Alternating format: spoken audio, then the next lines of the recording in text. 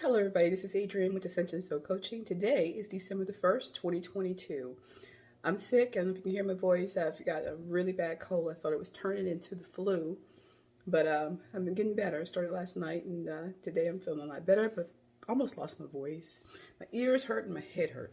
But let me just tell you, I have just gotten up, just freshened up the face a little bit because I wanted to put in my 2 cents worth regarding what's going on with Lady Hussey and Miss Fulani regarding the Queen Consort's domestic violence event that she put on Tuesday, November the 20, I believe it was the 29th.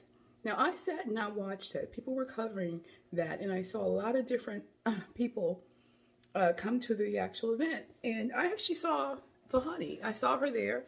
And I was like, oh, they got all these different people. But when I was really paying attention to like the different other monarchs who had come, like, let me name them. It was Camilla, of course, and her sister-in-law. Then it was Queen Rainey of Jordan. There was Queen Matilda of Belgium. There was Princess Mary of Denmark. First Lady of Sierra Leone, which was Fatima Mata Bayo. And then there was Ukraine First Lady, Olena Zelensky. So the one that caught my attention the most was the First Lady of Sierra Leone, Fatima. And I was like, oh, wow, look at all these different people. Oh, there's someone from Africa there, right? That's what I thought. I didn't know her. I didn't know her name. I didn't know her. I just saw her in line waiting to receive Camilla. And people were like, the reason why she didn't bow to Camilla is because she wasn't royalty. She was, Sierra Leone. I don't know if they were part of the Commonwealth, but she just shook her hand. She didn't bow, and Camilla gave her just as much attention as she did the other women. Now, like I said, I saw the other women because they showed the span cut, the wide angle of all the women, most of the people who were in the event, and I saw those black women standing together and talking to everybody, and I'm like, oh wow, this is like a great event. Now that's all I watched. Now the next day it comes out that Fulani says that Lady Susan Hussey approached her and cornered her and gave her racially charged questions about where she was from. So let's go back, y'all. I am in business. And I do a lot of business travel. I do a lot of conferences. I've done them for years, right? And one of the things that people do when you first get there, because most people are coming from all over the country, mostly from the country. There's occasionally people come from out of the country, but most in the country. You say, well, where you work and where are you from when you're doing meet and greet? And I don't have a problem with that because I ask the same question. You're just trying to get to know people. Also in the military, my ex-husband, when we traveled, he was in the military. People asked, well, where you're from and where's your first base from? People ask that question all the time. So I don't get why Miss Fahini, whatever her name is upset about this. I mean, of course, y'all are in Britain, but I'm sure that she is a head of a charity, Sister Space. So she should have had meet people, have meet and greets and talk to people. Where are you from? Who, how'd you hear about us? Whatever. Now, but the thing that really impacted me with this particular situation was that Miss Fahini had on African garb. Now, as I said in the beginning, Camilla greeted many people from different countries, right? Most of them she knew, but these smaller charities she doesn't probably know. And this was domestic abuse, right? Against awareness for domestic abuse against women and children or girls. So it's not a far cry to think that Miss Lady Hussey didn't know who Sister Space was. So she was there just as a guest herself to help meet and greet the people. Now her job is to make people feel welcome. So I assume she saw Miss Fahini. I assume she was from another country because of what she wore. And I'll show you a picture.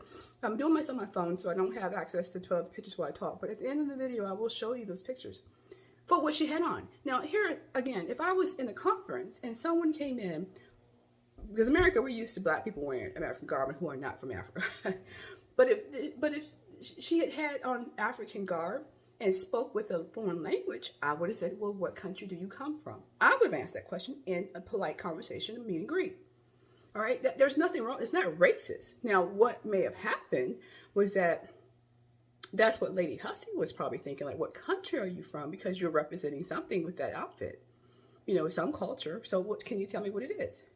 And it seems like Miss Fulani, even based in her written transcript, her written version of the transcript, that she was getting annoyed. She asked at first, "Hey, I'm from Sister Space." Okay, I get that. I understand she asked her in that because she could have thought, "Hey, what charity are you from?" And then she asked her again, "Where are you from?" And she said, then she named the city, I guess, over in Britain where it's located, or maybe even where she lives. But when she asked the third time, and she's like, "Well, where are you really from?" And maybe the question was just misinterpreted. Maybe the question was asked wrong. Maybe it should be more direct. Which country do you hail from? Now, Miss Fulani, to her side, she said, "I'm British." And now for me, just based on what I'm hearing at that point, I probably would have backed away because she don't want to talk to me. I would have read her and said, "Okay, she don't want to answer these questions. Okay, great, nice to meet you," and walked on. But I think Miss Hussey, Lady Hussey, wanted to know where she represents, because this is what she does. She just goes around talking to people, I believe, making them feel comfortable in the palace for the queen and for the royal family. And also she does a small talk. And so she wasn't getting the response because she wasn't answering directly. Based on your outfit, what are you representing? What country are you representing? Maybe that would have been more to the point. I don't know, but she didn't do that. But I don't think it's racist. I think she had on an outfit. Her name was African. So she assumed you're wearing your outfit. Most people who come to the palace who wear their African outfit or any other country outfit usually are representing their country or their ethnicity, right? And so she just assumed that. I think it was an assumption because that's for over how many years, 50, 60, 70 years, that's all she's done is be polite to the guests. I don't think it was racist. It was just something she's always done, something I've always experienced, and I do not take offense to it, right? Because she'd asked me those questions, I would have said, "I'm from America, born and raised in America. As far as I know, my family is from America. I don't know what other country, but I do know at one point some of them left to go to Sierra Leone back in the 1800s. That's all I know. But I've been living in Britain since I was born. My parents came from blah blah blah. That's what I would have said. Right, for me, because I'm just used to those questions and I don't take offense to them, Now, she did say the lady touched her hair and moved the hair out of the way, because she wanted to read her name tag, so she kind of moved her hair away. Have I had that happen to me before? For older people, yes. I have had black and white older people, mostly females, do that. Usually it's just females that do that. I ain't gonna let her stroke it. But if she move it, I take it as a motherly type of thing. I don't take it as an offense. Some people can because it's a personal space. And then you just tell them, "Hey, please don't, no, thank you, walk away." She could have walked away. Fulani could have walked away and says, "Okay, nice to meet you," and just walked away. She didn't answer no questions. She sat there and she took the conversation point by point and wrote it, and then immediately says she doesn't want the lady to be pointed out, but she give her initials and Lady SH, and then you put it out there in media, and then you do a media circuit the next day. I'm sorry, yes you did. Okay, you did. Then we come to find out that this lady has been tweeting from her charity, not just her personal Twitter account, her charity account, Sister Space, how she believes that the royal family has committed domestic violence against Meghan Markle. And then with Meghan and Harry not being able to stand on the balcony during the Queen's celebration back in July, she's saying that was not right. That was wrong against Meghan and Harry. And I believe that she really doesn't like the royal family. So why was she there? If she believed that the royal family committed domestic violence abuse against Meghan, why was she there? Why would you accept that? Unless you wanted to go there with an agenda. You went there with an agenda because we can look back at your past history, which wasn't far long ago. It was this year, recent, within months, that you've been writing this stuff on your Twitter account, your charity's Twitter account, may I say. And now you're mysteriously invited. You do domestic violence against, for women as well. You do awareness. How did you get in? Who did not do their due diligence on your company? Who supported you or sponsored you to get into this? And then you go there and you make the biggest fuss. So it doesn't sound right. You already had an agenda. You were looking for something. And you found it. And then you did what you did. Because if you didn't, all you had to say was, "Look, I'm feeling a little bit offended," Or you could have told somebody in charge who was feeling offended and had it handled privately. You could have just walked away, but you didn't do that. You went out and you publicized everything. And now everything about you, Miss Fulani, is coming out about who you really are. You know, I'm not saying there's not racism everywhere. There's racism, pockets everywhere. So to go, I think Piers Morgan, I'm so upset with you for you to come out and say it's truly charged with racism. Sorry, sir, that's not true, because I have been through it multiple times, and I even ask those same questions of other people that I'm meeting in private conversations when I am doing meet and greets. It is stable. Now, did she go a little far and kept asking the question? I think there was just miscommunication. She just wanted to know where the lady was from because of the outfit she had on and her name. It was unusual. Can you let me know where you're from? Does she have a right to ask the lady the question? No. You don't have to mandate to respond to her, but she did. But it's not racially charged because she's black. That wasn't why. I think if she had on Scottish garb, she would have asked. If she had on Indian garb, she would have asked. That was her job, to make people feel comfortable. She just went a little bored, and she didn't read her very well. It says, okay, this lady don't want to talk. Well, she even mentioned it. It seems like it's hard to get the information out of you. So she did read her, but she should have stopped right then and there. I do admit she should have stopped. Touching the hair, you know, I've had it happen. I just say, hey, don't touch. Hey, that's an easy stop. You ain't got to go tell the media somebody touched your hair. Now, she continued to touch the hair. That's a different thing. Like, she kept touching, trying to get her to touch it. Yeah, that's harassment. But you didn't tell her to stop. If you told her to stop and she did it again, that's harassment. If you told her to stop answering you questions and she continued to answer you questions, that's harassment. But you didn't have to stand there and answer the questions. You could have walked away. But no, you wanted drama. And you wanted drama during this time. So I want to know, who sponsored you to get in there at this time? Who sponsored you in your organization? Because it seems like all it was an agenda to get in there and find something wrong and comment on it. Because if you don't like the royal family, it shouldn't have been there anyway. Just like with Harry and Meghan. You don't like the royal family and you believe that they are racist while you're using their titles. And why do you keep talking about them? And capitalizing off of your connection with them. So to me, as a black woman in America who knows what racism is and knows what it feels like, you over there in Britain, you reporters who are saying it's racist and she shouldn't be with the royal family, y'all are wrong. Because that's what it was. If she offended anybody, all she had to say was, I'm sorry, I didn't intend to do that. My sincere apologies. What you used to do years ago, apologize. It wasn't intentional. It wasn't egregious. No one got hurt. It was just questions. And it could have just moved on, sailed smoothly, and went on about their business and did the good work that they say they want to do. But now we got this mess here, and now and then y'all trying to connect it to Meghan and Harry. Meghan and Harry lied. Y'all know they lied. You cannot connect the two. No. Not a liar, and not this. This was just somebody who was just obnoxious and kept going on with the question, opposed to someone questioning somebody's race. She didn't question their race. She said, where are you from? Based on your outfit, where are you from? It's not racism. It's inquisitiveness. That's my opinion, y'all. But I think y'all need to call these reporters out who are blowing this stuff out of proportion. It's not what it is. Piers, take it back. Read what Fulani said on her Sister Space Twitter page about the royal family. And then you will get a better understanding. And then look at who she's affiliated with. Because there's some black people or organizations over there she's affiliated with who do not like the royal family. You all need to do your research before y'all just come out there. And then don't get people online to read the transcript because you don't know if that's how her tone when she asked the question. You do not know. You don't know. So you got people reading the transcript with your own interpretation of what she said or how she said it or her tone. And you don't know. Different if you knew her personally, you say, well, this is how she sounds when she talks. But you don't. You just do it. You're doing her a disservice, Miss Lady Hussey. You're doing her a disservice and making it worse. And I do believe that she was fired. I don't think she quit. I think they put it out there that she quit or resigned to make her feel better, to say that she's doing the right thing. And because what was there to resign from? She wasn't getting paid for this, right? She was volunteering. So I think the royal family wanted to give her the grace to say she resigned, but they were pulling her back from the position. And you know, royal family, y'all need to really hire some black people to work in y'all firm because. For publicity or something like that, because you can't jump at everything. You give it more credence and you bring more problems on yourself because people like me who really want to do the right thing when it comes to racism and equality and don't want to just keep calling, the bandwagon, calling the race, calling every single thing because I don't like what you said or whatever. I think you need to stand back a little bit, take a minute and think things through, get the whole story. Everything is not racism because somebody says it's racism.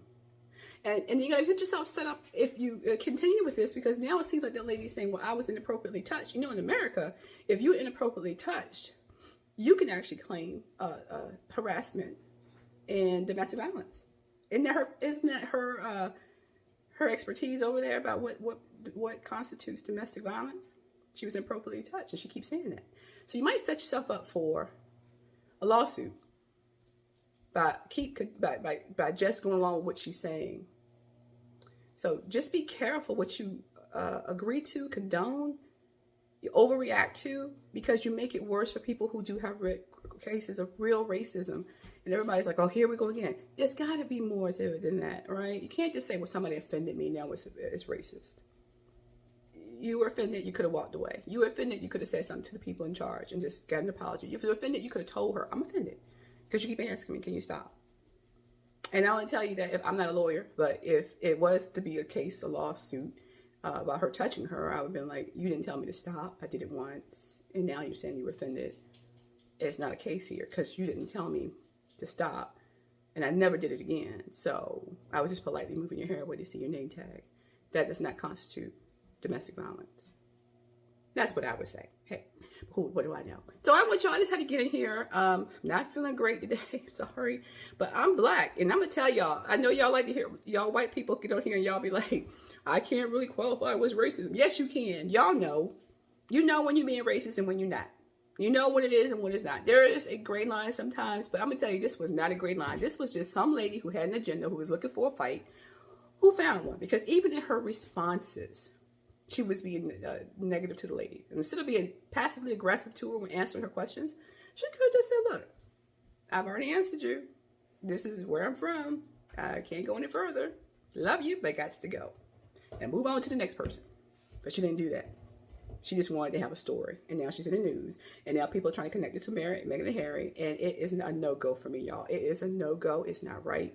It's not going to work. Y'all need to get on your, just start writing those publications and journalists, and those journalists who are saying it's racism and this is a blatant racially charged question. It is not. Y'all need to stop it. So every time you ask somebody where they from, it's racially charged, whether they black, green, yellow, purple. No. Pierce, take it back. Get your facts straight, and then come back and report on it. And anybody else who's out there reporting that it's racist, any other reporter, any other news channel, please do that. Get the full facts on Miss Fulani before you do or say anything more about what happened. Please. And as I said before, if I saw her in that garb at an event that was internationally attended by different people from different countries, I would have asked her the same thing. Where are you from? Because it looked like it was an African outfit. It looked like it was an African. Now, like I said, if she was in America, I'd been like, okay, American accent. Okay, black people wear that. But, over there, yeah, I would have asked the same question. Y'all need to get this stuff straight. It's nothing. Except for she went overboard and didn't read her very well and didn't walk away herself. Lady Hussey should have walked away. And if she's never done this before, I don't think she should have had to resign or be removed aside or quit or fired. And William, you should speak up for your mother, your godmother. You should speak up for her. Apology would have been all that was needed. It was all that was needed. And if she didn't want to accept that, that's on her, Miss Fulani, because that's all it needed. That's all it merited. So anyway, y'all have a good day. I'm not reading today. I already read the situation. This is it. When I heard it, I said, Lord Jesus, here we go. And I read it. I don't need no cards. So anyway, y'all have a great day. I'm going to get me some hot tea and sit here and work at my computer for a few more minutes. And y'all have a wonderful day. We're going to catch up on this. I know Padina and a lot of other people have something to say. I'm watching all y'all. I love you. Hey, Padina, if you want to talk to me, we want to have a conversation one day, black girl to black girl, let's do that. And even if it's a consortium of other people, let's just do that.